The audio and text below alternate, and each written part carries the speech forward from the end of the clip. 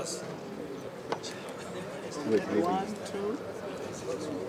think the issue of illegal, unregulated and unreported fishing in the Indian Ocean, and especially in the exclusive economic zone, is a very serious challenge. Because within the EEZ, that is where we have industrial fishermen who fish tuna and other species. And because Kenya, on our side, we don't have many industrial fishers who have delved into deep sea fishing, then we find people use that opportunity to do a lot of illegal and unreported fisheries activities. So as a ministry, we have engaged our colleagues in defense and interior so that we can be able to strengthen our surveillance and our presence in the EEZ so that we can be able to contain that particular challenge. Illegal fishing? The illegal fishing is done by foreigners. Not many Kenyans can go into the EEZ.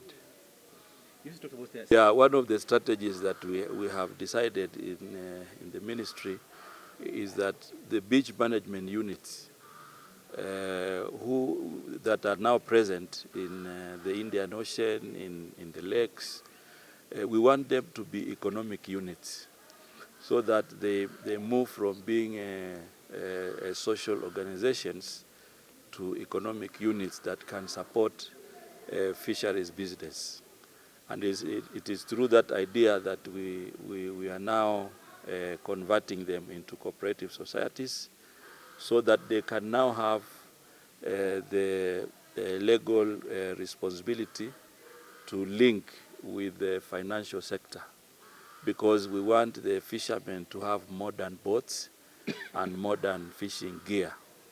And it is through that cooperative model that they can be able to work with banks. It is through that cooperative model that they can also determine the price so that then they can guard against exploitation. Already said that we have mapped out all of them in the country. There are 400. And already, I think, in the next 2 weeks, 60 of them will already have converted into cooperatives. And by June, all of them will be registered as cooperative societies. I can talk about my county, Lamu. Before I came in, we didn't have a single fish landing site. We have moved in Waziri in the last 2 months. I've already gotten 3 title deeds for fish landing sites. And we are partnering. There is a big project of KEMSED where some of the facilities that we require to assist the fishermen are going to be developed, mainly cold storage, fish markets, and fish processing plants. A few years, nobody knew about blue economy.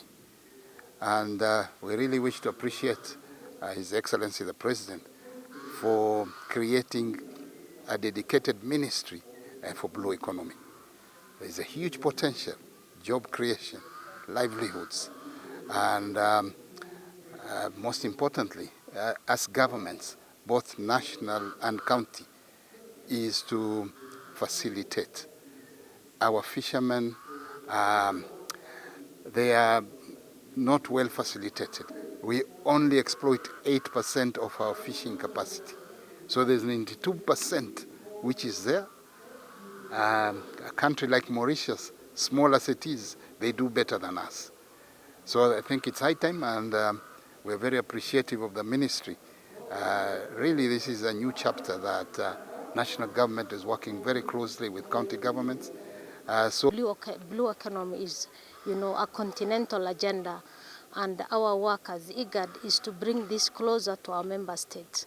We've developed a 5-year strategic plan at the regional level, and we've requested or supported our member states to adopt and cascade this to the national level.